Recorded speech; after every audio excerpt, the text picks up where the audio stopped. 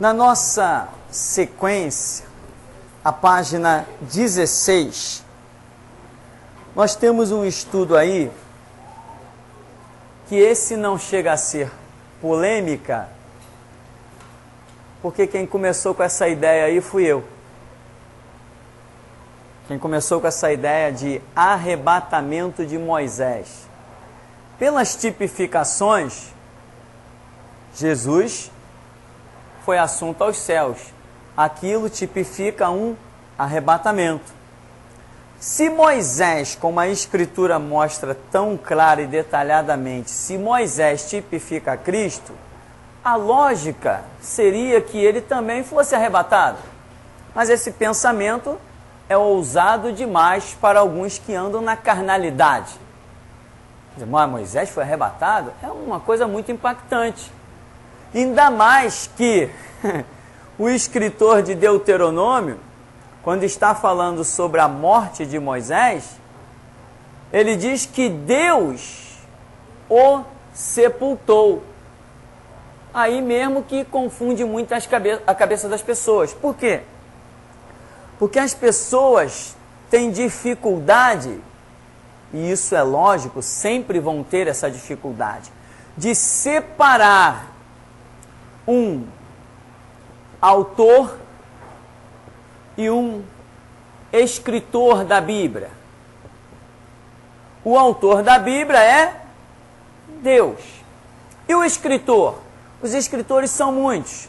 Agora, do que Deus é autor? Deus é autor de toda a Bíblia? Sim. Mas é Deus quem fala em toda a Bíblia? Não. Pelo menos em Mateus capítulo 4, nós vemos o diabo falando. A Bíblia é a palavra de Deus, mas quando eu leio Mateus 4, eu estou vendo a palavra do diabo. Não estou? Estou. Aquele endemoniado gadareno, que temos nós contigo, Jesus, Filho do Deus Altíssimo, vieste atormentar-nos antes do tempo, aquilo não é a palavra de Deus. A Bíblia é a palavra de Deus? Sim. Em que sentido? No sentido em que Deus separou esta palavra para nos dar lições e ensinamentos. E Ele, na sua soberania e transcendentalismo, Ele usa quem Ele quer. Usou Jó, no livro de Jó, usou o diabo e nos deixou lições. Em Mateus 4, lá está o diabo numa situação e Deus usa aquilo, registra nesse livro e nos dá lições. Davi cometeu o erro de contar o censo, Deus usou aquilo, registrou e nos deu lições. Saul transgrediu a sua palavra, Deus usa aquilo, registrou e nos deu lições. Deus estava na vida de Saul com tantas besteiras que ele fez? Não, não estava. Mas a Bíblia é a palavra de Deus? Sim, nos seus totais registros. A nível de registro, a Bíblia é a palavra de Deus. A Bíblia só tem coisas certas? Só um inocente, muito inocente, para dizer que a Bíblia só tem coisa certa. Se eu acabei de mencionar várias coisas erradas. Então, uma coisa é registro, outra coisa é fato. Na Bíblia nós vemos o fato inspirado. O que é um fato inspirado? É aquilo que Deus fez. É aquilo que homens fizeram a mandado de Deus. Isto é fato inspirado. Aquilo que foi realizado sob uma direção, uma ordem de Deus. Isto é fato inspirado. O que é o registro inspirado?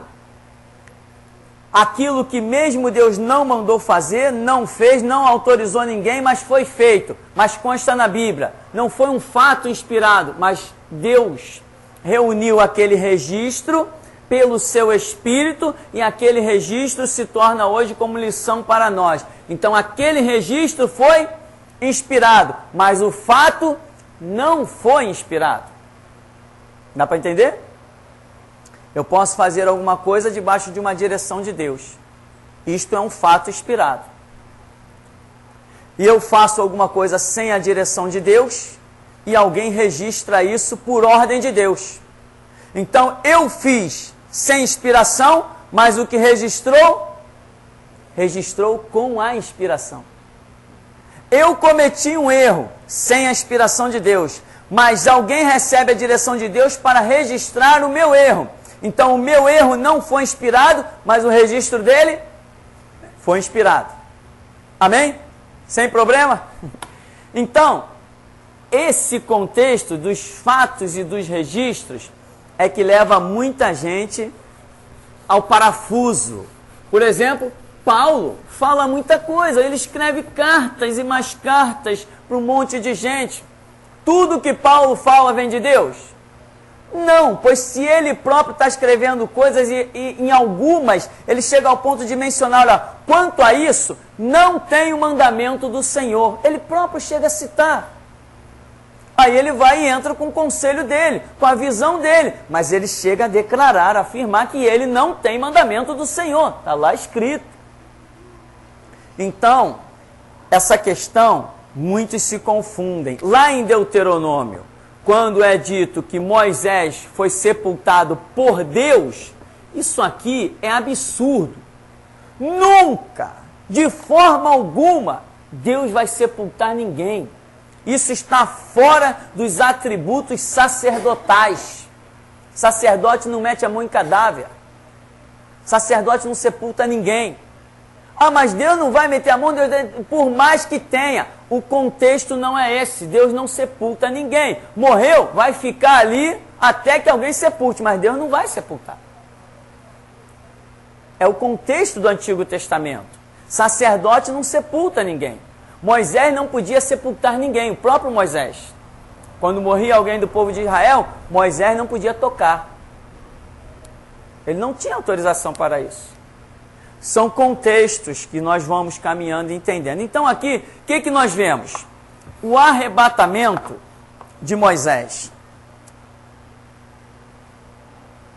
Quando Moisés vai para o monte, que ele já tinha se despedido, já tinha passado o cajado para Josué, ele sobe o monte Sinai, sumiu, acabou Moisés. Ninguém mais viu Moisés. E o povo de Israel procurou Moisés durante alguns meses, ninguém mais achou Moisés. Aí, o final do livro de Deuteronômio, falando da morte de Moisés, logicamente não é Moisés escrevendo, porque está falando da sua própria morte ali. O escritor final de Deuteronômio diz que ninguém achou Moisés, então Deus o sepultou, porque ninguém achou o seu cadáver. Aí os pregadores renomados, estúpidos, altamente instruídos, irmão, Deus sepultou Moisés para que o povo não adorasse o seu corpo. Quer dizer, o camarada parte de uma base ruída, fracassada, e joga mais uma doutrina dentro da igreja. Aí haja, coitado de nós. Coitado de nós, meu irmão. Um abismo chamando outro abismo. Mas quando vamos examinar a Escritura, eu vou pular logo para o final, depois você leia o estudo detalhadamente. Logo lá no final, em Mateus capítulo 17, no chamado Monte da Transfiguração, ali nós vemos que Jesus sobe ao monte com 3 apóstolos. Quem são eles? Pedro, Tiago e João. E Jesus se transfigura e diz que naquele monte, de uma maneira sobrenatural, apareceram Moisés e Elias, que falavam com Jesus a respeito da sua morte que se daria em Jerusalém. Moisés e Elias estão falando com Jesus de algo futuro. Ora, Jesus não sabia? Precisava Moisés e Elias, no Monte da Transfiguração, falar? Sim, Jesus não sabia. Eu digo que ele não sabia. Quem quiser dizer que ele sabia, tudo bem, sabia. Mas para mim ele não sabia. Por quê? A glória em que Moisés e Elias estão, Cristo esteve. Mas o Verbo se fez carne e habitou entre nós. Então aquela glória da informação do futuro ele não tinha quando estava aqui na terra. É o que eu penso, é o que eu creio, é no que eu aposto a vida. Outros vão dizer que eu sou louco, não tem problema não. Então, Cristo involuiu. Vamos usar uma palavra talvez não seja muito boa. Ele regrediu. Da divindade ele se tornou humano. Despiu-se da sua glória. Habitou entre nós. E Moisés e Elias? Da cegueira do mundo que nós vivemos, eles herdaram a glória de Deus. Enquanto Cristo se torna homem, Moisés e Elias se tornam pessoas num nível espiritual fora do comum. Então, já que Jesus, vamos usar essa palavra entre aspas, regrediu, e Moisés e Elias evoluíram, então esses agora estão numa posição em que têm mais conhecimento do que esse. Moisés e Elias estão com mais conhecimento do que Cristo. Porque a divindade de Cristo não existiu na terra. Isso provoca tanta gente. Se Cristo na terra fosse divino, meu irmão, eu jamais poderia seguir ao Evangelho. Ah, quem venceu o diabo? Foi o Jesus divino. E eu estou frito então. Não, para mim quem venceu o diabo foi o Jesus homem. Por isso que eu venço também, eu piso na cabeça do diabo. Eu tenho fé como Cristo teve. Eu ando como ele andou na palavra. Se o diabo aparecer na minha frente, eu acabo com ele. Por quê? Porque o Jesus homem venceu. Então eu, homem, venço também. Mas se fosse o Jesus divino que tivesse vencido, a Bíblia diz que a divindade não pode ser tentada pelo mal. Ora, mas o Jesus que esteve na terra foi tentado pelo mal, lá em Mateus 4, no deserto. Então não estávamos diante da divindade. Estávamos diante de um homem.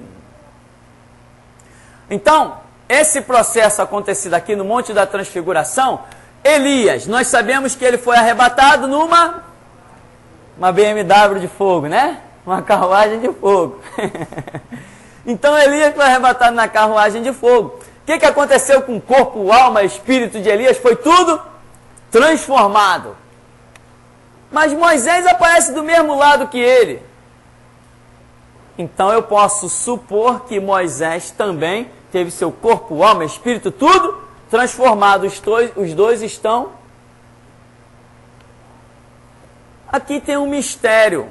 Eu sei que tem um mistério aqui, mas ele me fugiu da memória. Vamos deixar para uma outra ocasião.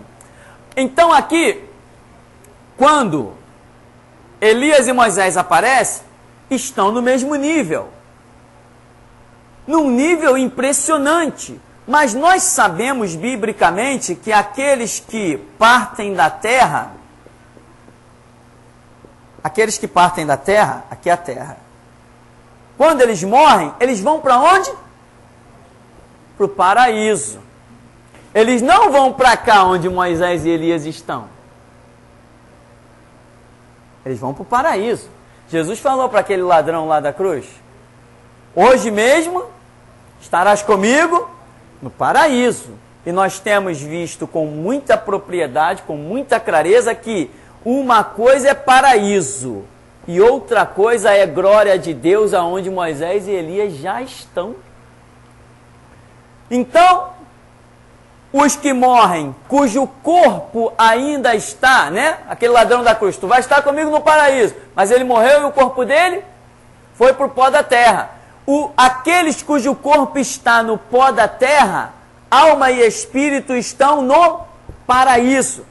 Mas quem já teve o seu corpo arrebatado, como Moisés, Elias e Enoque, esses não estão no paraíso, esses estão lá naquele nível aonde Moisés e Elias estão. Esse Monte da Transfiguração prova para mim, se não provar para os outros, se isso não for o bastante, cada um vai andar na fé que alcançou. Mas para mim, Mateus 17 prova que se Moisés está aqui, ele também foi arrebatado. Outra coisa forte são as tipificações. Aquilo que nós chamamos de tipologia, em que Moisés tipifica Jesus Cristo. Então, se ele tipifica Jesus Cristo, e essa doutrina da tipificação ela é fundamentada, ela é óbvia, ela é lógica, ela é clara na Escritura, assim como José tipifica Cristo, Moisés tipifica Cristo, Eliseu tipifica o Espírito Santo, Abraão tipifica a divindade. Se Abraão tipifica a divindade, por que Ló abandonou ele, seu sobrinho? Se Abraão tipifica a divindade, Ló não poderia tê-lo abandonado. Então, a tipificação é uma doutrina fundamentada na Escritura. Então, ela me diz que tudo que acontecer com Moisés tem que acontecer com Jesus Cristo. Então, Moisés tem que ser arrebatado. Isso é um escândalo, esse conhecimento é um escândalo. Isso é uma loucura. Mas ele joga a minha fé lá em cima. Joga a sua também? Então a mensagem da cruz é loucura para os que perecem, mas para nós é poder de Deus. Então, meu irmão, esse estudo aí, simplesinho, prova que Moisés foi arrebatado. Tem um detalhe no livro de Judas. Judas, aquela paginazinha que vem antes de Apocalipse. Ali existe algo que agora as Bíblias modernas já estão falando com clareza sobre eles. Diz que o arcanjo Miguel contendia com o diabo, né? A respeito do corpo de Moisés.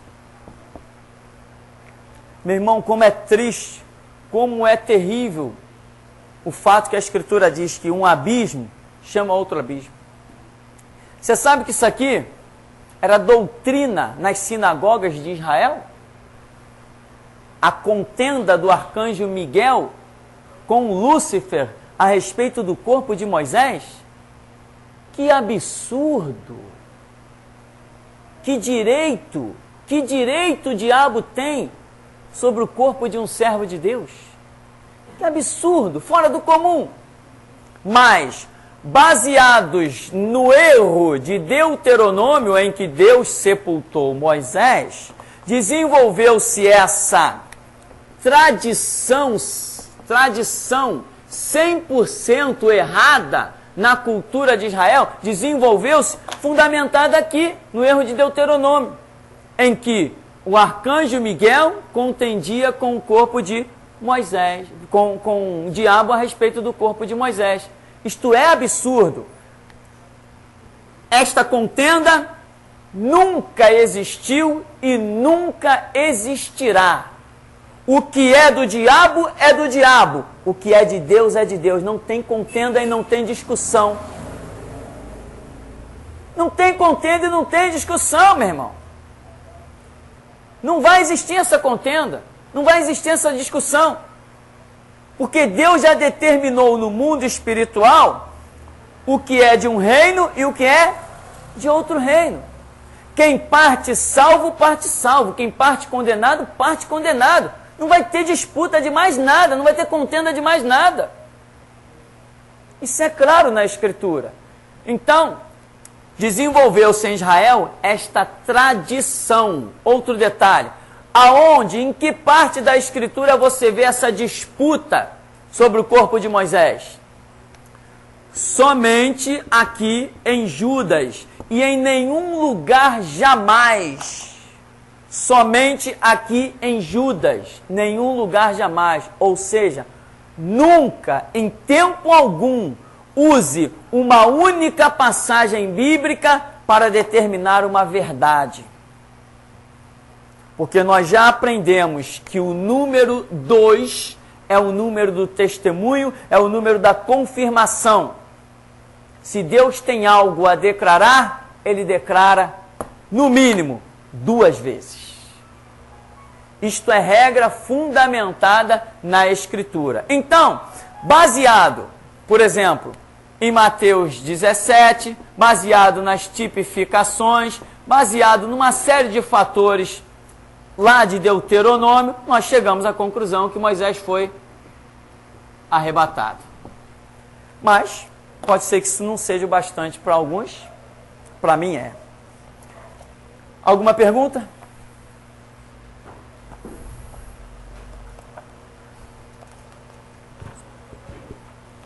Pastor, o senhor falou ali lá em Mateus 17, o senhor comentou que Jesus divino nunca pisou na terra, né? A gente pode considerar assim que ele, depois que ele morreu, que ressuscitou, né? Logo depois ele retornou, ele sumiu, né? Ele ressuscitou e sumiu, ninguém viu mais ele.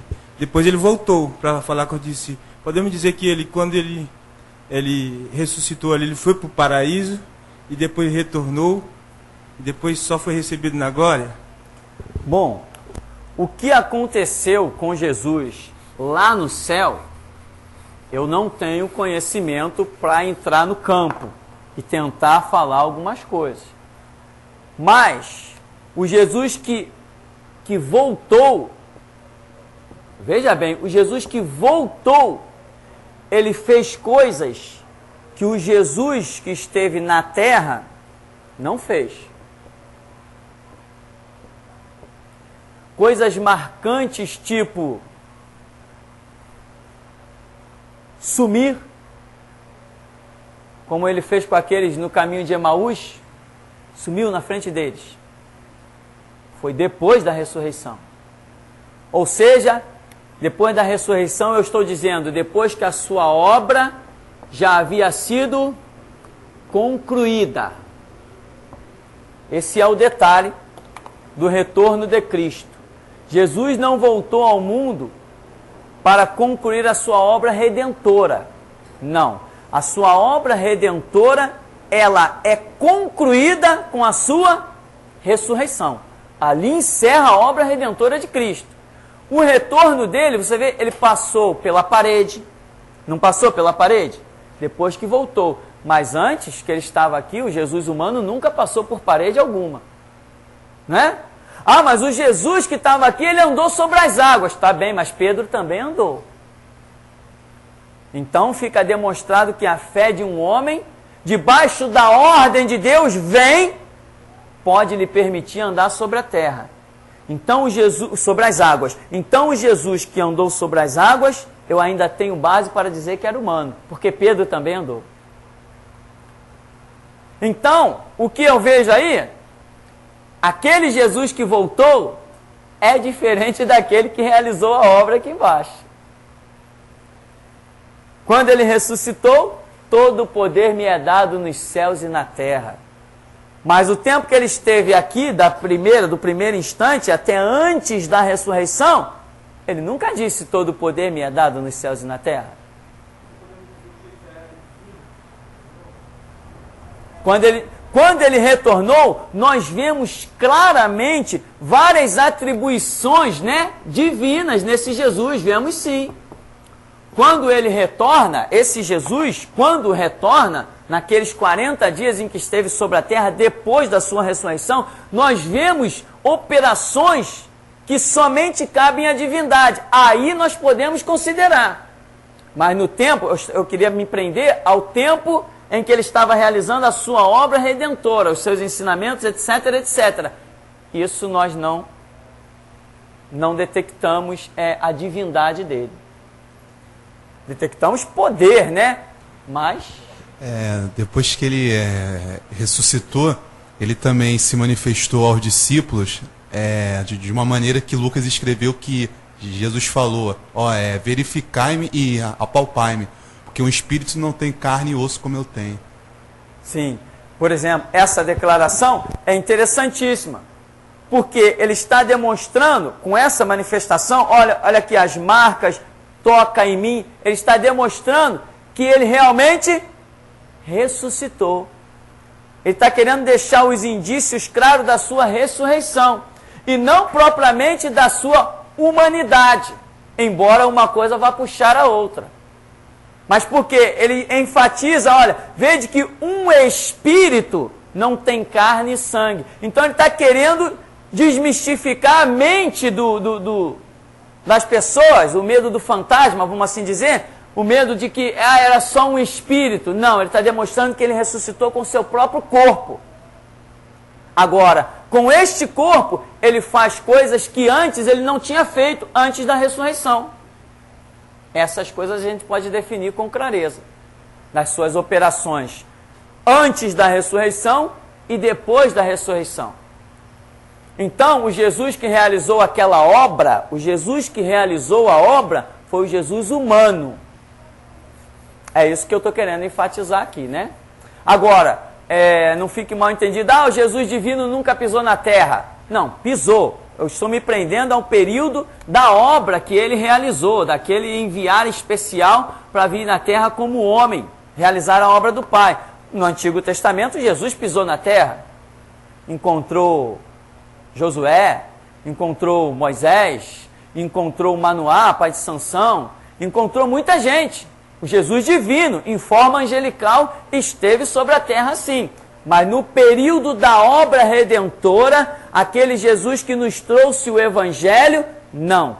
Este que ensinou o Evangelho foi Jesus humano. Como a Bíblia diz, o Verbo se fez carne e habitou entre nós. Alguma pergunta para encerrarmos? Nenhuma? Bom. Nada? Então nós vamos ficar por aqui em nome de Jesus.